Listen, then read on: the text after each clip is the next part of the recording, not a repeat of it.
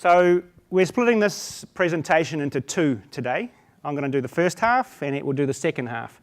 The first half, it's really about, I'm going to give you some stats which might shock you a little bit, just to wake you up. And then I'm going to talk about how to attract the right staff for the hospitality industry. Then Annette's going to tell you about how to keep them. And that's really the issue in hospitality staffing at the moment, is keeping the good staff. So I'll rock on into the statistics side of it. I've got some turnover stats, and there's some lines in here which we're going to focus on a little bit. The national average staff turnover for all industries in New Zealand for 2015 was 18.4%, which is kind of high historically. It's the highest since 2008. But this next line, which really blows me away when you look at it. The staff turnover in fast food and hospitality industry last year was 52.7%. That's crazy. So over half of your staff are leaving each year. It might not be in every single business.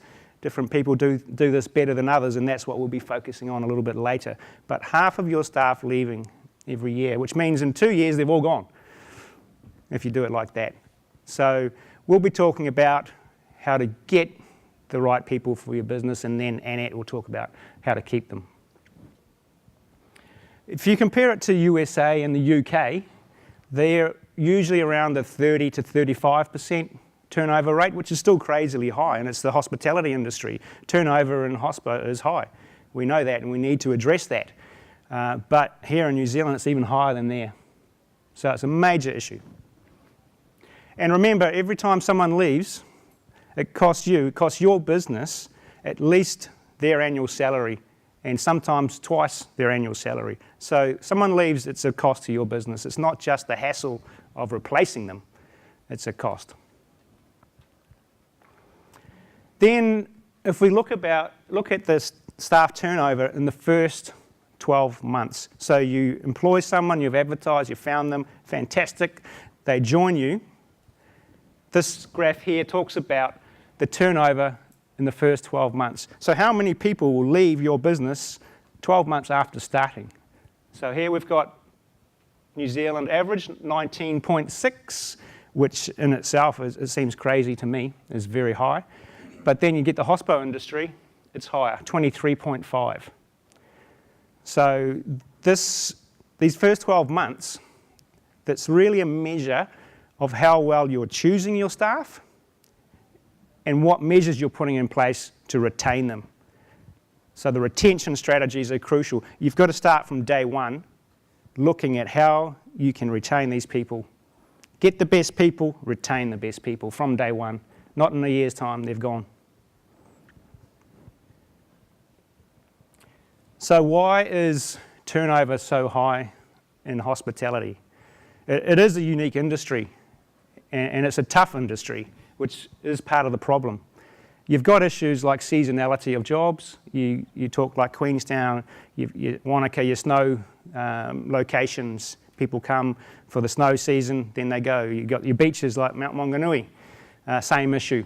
So you've got seasonality. That's easy to understand. There's a major perception of low wages in hospitality. It's something that needs to be worked on because it's not necessarily the case and doesn't have to be the case. Wages is not the measure. And we'll talk about a bit more about that later on, and Annette does too. The work can be inflexible and some undesirable work hours, especially in bars and pubs, restaurants. You may be working well into the morning, and for a lot of people that's not them, it's too hard. They might think, yeah, I can do that, it's cool, I want to work in a bar. It's quite a nice, for a young person, you think, cool, work in a bar, that's sexy. But then, after the realisation hits in, this is hard work, it's late, I just want to go to bed, they leave. So you need to set expectations of what they're getting into. And coupled with that is no work-life balance. When you're so tired, it's pretty hard to go partying afterwards, especially when you're my age. It's like you try and do that, work and go and partying afterwards. Not anymore, but you know, youngsters can still do that a little bit for so long. but it does get tiring after a while. A key issue in hospitality is really something that needs to be looked at, is a lot of times there's no clear, visible pathway. It's like someone, especially young people, if they join a business in hospitality or any business, they want to know there is a chance of progression, stepping up the levels, the ranks of the business, getting more money, more responsibilities. It's not evident in hospitality for a lot of businesses. And it doesn't necessarily need to be at the top New Zealand government policy level. It doesn't need to be at the hospitality industry level. It needs to be evident from the business that you're in to your employees. Bad culture fit. This is the same for any business. You've got to employ people that will fit into your organisation.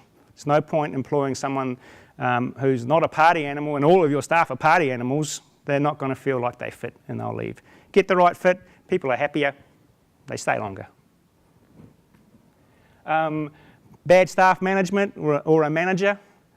This can be a major issue, and it's one of the actually main issues in all industries. If the top management are not doing things structured and doing it correctly, if your direct manager is not doing it structured and following the processes, the communication lines aren't open, the performance management processes aren't underway, it has a massive effect on people's happiness at a business. And if they're not happy, once again, they leave. And it's got more details on this. Now, are demographics affecting the industry? I believe this is a major factor in the turnover of the hospitality industry. If you look at who you're employing, you've got 35% of the workforce under 25. And what do under 25s like to do? You know, many are students. It's just a part-time job for them. They're paying for their study. So they don't see it as a long-term career. They're coming, getting some money, and paying for their study. Great. Some people are there just as a secondary income. They're not making enough household income. They've got their day job. They go and do a night job. Once again, it's not their main career. And then work visas. This is actually something that's helping the hospitality industry because it's hard to get staff in hospitality right now. And international workers are helping the hospitality industry. But most of them, they're coming for a holiday in fantastic New Zealand and they want to move around. They want to go to Queenstown. They want to go to Rotorua. They want to go to Mount Maunganui, hopefully, that's where we're from. Come and see us. But they don't come to one place and they don't stay there for a long time. So these are young travellers. Once again, it's impacting the turnover. So I thought, why don't we look at how we can do this a little bit differently? And just got a couple of ideas, and they may not be suitable for every business, but I think we should look at how we're recruiting, more specifically about the types of jobs that are on offer. Should we try to make hospitality more of a long-term career for people? Instead of advertising for a part-time bar staff, why don't you look for a full-time bar staff and something else that they can do? Instead of having two part-timers, advertise it as one role, a combined role. Because one full-time role is better than two part-time roles for that person for retention if they fit culturally, if they can see a career path, and if you're a full-time worker, you will be looking for a career path. If you feel like you belong to the company as well, you'll be more motivated, the fit will be better, and you can see that career path, you can see salary coming up as well. So it's just one idea I've been thinking about. Instead of all these part-time workers and young part-time workers, let's look at maybe combining some roles and give people more of a choice, more of a career path option.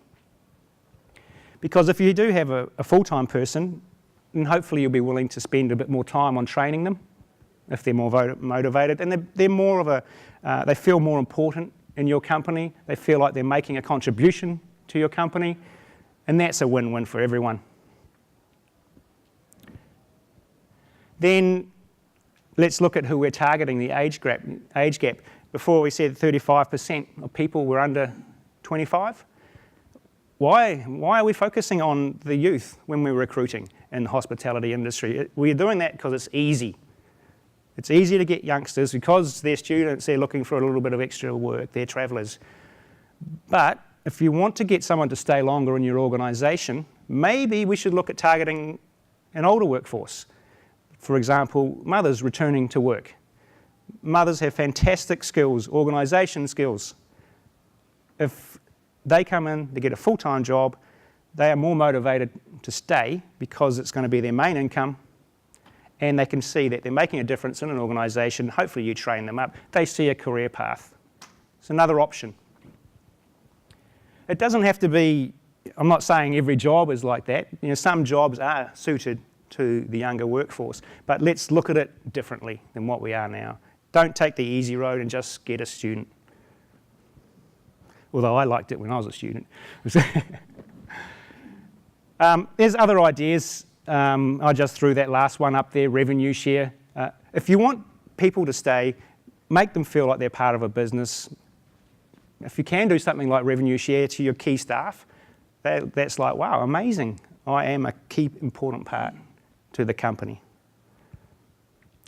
Okay, that's a little bit of a warm-up. I'm going to now step into how to advertise to get the right people. Because we were talking about just before, who are the right kinds of people. So now, when you're advertising for your role, you need to advertise to those right people. If you're targeting mothers returning to the workforce, you don't advertise the same if you're advertising for a student. So there are some things you need to consider before you start writing your job ad. And these are some of those. I'll go through these relatively quickly.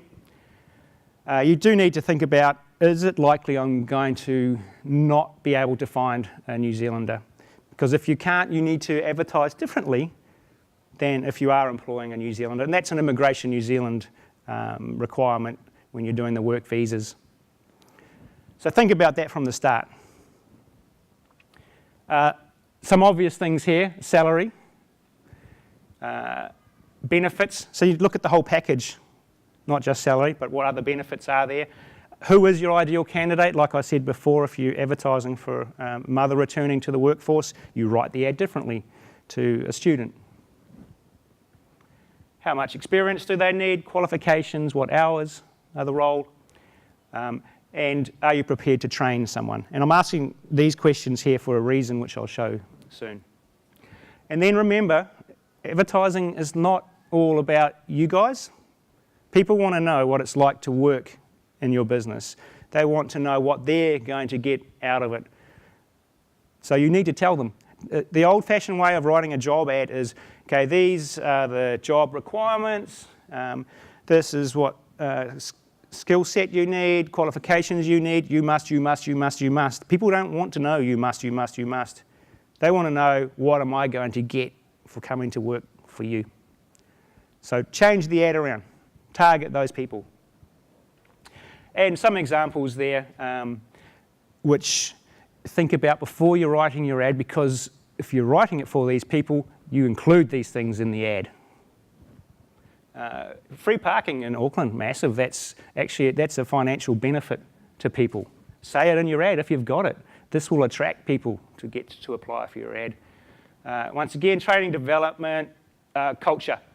Talk about the culture in the ad. And I'll get into that a little bit more. What is it like to work in your business? And don't lie. A lot of people come up with, oh, it's awesome here, great team, blah, blah, blah, blah. And a lot of times it's lies. Be honest. If it's crap to work there, say it's crap to work here. It's hard. You're working long hours. We're going to be sweeping the floor until 3 in the morning. Say it. Because if they join and they're sweeping the floor at 3 in the morning and they thought this was a party place, and 10 o'clock we hang up the boots and go partying, they're like, this is not what I signed up for, and bang, they're gone. So be honest. Okay, at last we can write our job ad. So, like I said before, you write for your ideal candidate. You turn on your ideal candidate. Have a picture in your mind, who am I trying to recruit here? And you write for that one person. And everyone else, you write stuff to turn them off. You don't want them applying. Your ad is the first filter in recruitment. You don't want hundreds and hundreds of people applying for your job if they're wrong for your business. So write it, get less people applying, but get less good people applying. Job title is crucial. No fancy mumbo-pumbo job titles, sales manager extraordinaire, marketing guru, whiz kid required. Say what the job title is. Chef. If it's chef, write chef. Because people are searching job titles. They don't search for mumbo-jumbo sales guru. They search chef or sales manager. So say it. And that's going to get you more views. The next one is short description. When they do their search, they search on keyword or they search on industries, blah, blah, online. The ads all come up and there's a short description under the job title. This is the only thing they're going to see unless they click on your ad to open it. So this is more important than the ad.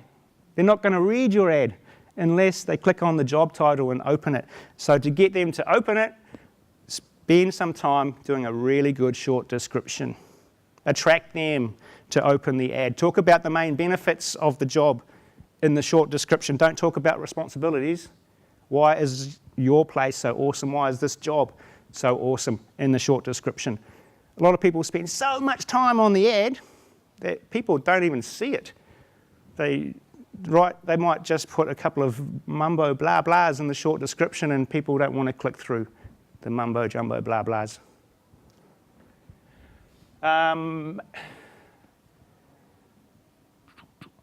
I've said these before, but the culture, say it in your ad. And I'm going to show you some examples of this shortly, which are quite cool. Include the benefits. Include the salary. People want to know how much they're going to pay and what they're going to get. A lot of people won't even apply if they don't know what the salary is. I know New Zealanders are all a bit worried about saying what the salary is. It can be a range, depending on skills and experience, but you don't want people to apply for your job if they want 50,000 and you're paying 30,000. It's a waste of your time and their time. So let people know. It's another filter. It sets expectations from the start.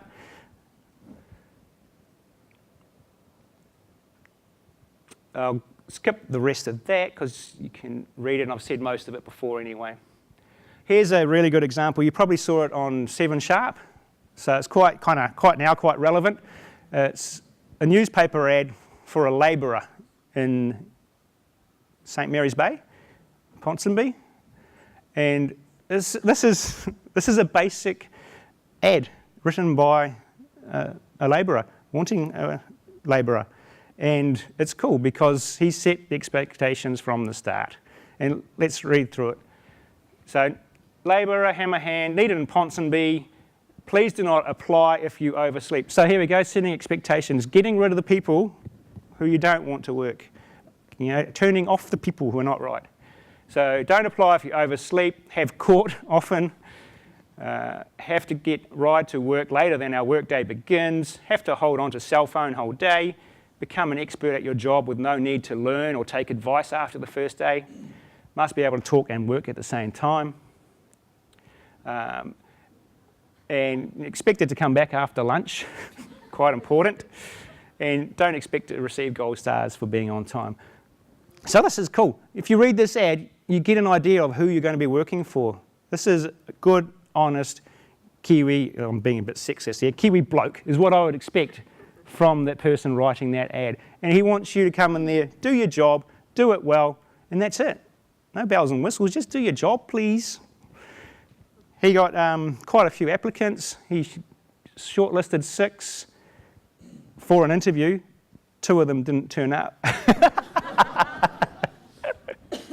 So they didn't quite get filtered out, but those were the kinds of people he didn't want. But he probably did filter out a whole lot more of those kinds of people. Here's another, this is a careers site for a tradie organisation, and I love this. This is their employment branding. This is saying what it's like to work at our company. And this is all about being good buggers. So here's their ad. Well, it's not, sorry, not their ad. This is their website, the careers site. So, are you a good bugger? First line. Company culture, what is it? Being a good bugger. Okay, what is a good bugger? We're looking for good buggers with the following experience: golfing, motocrossing, rallying, 4x4ing, rugby, soccer, surfing, hunting, hockeying. Oh, it would help if you want to be a gas fitter, electrician, builder, sheet metal worker. So they've put that number 2, and that's great because first of all, they want good buggers. Good buggers will fit in their team, good buggers will stay longer, and they'll attract all the good buggers from the town. And you know what? Everyone wants to work for them because they want to be considered a good bugger. They have no trouble finding staff in an industry that's hard to find staff.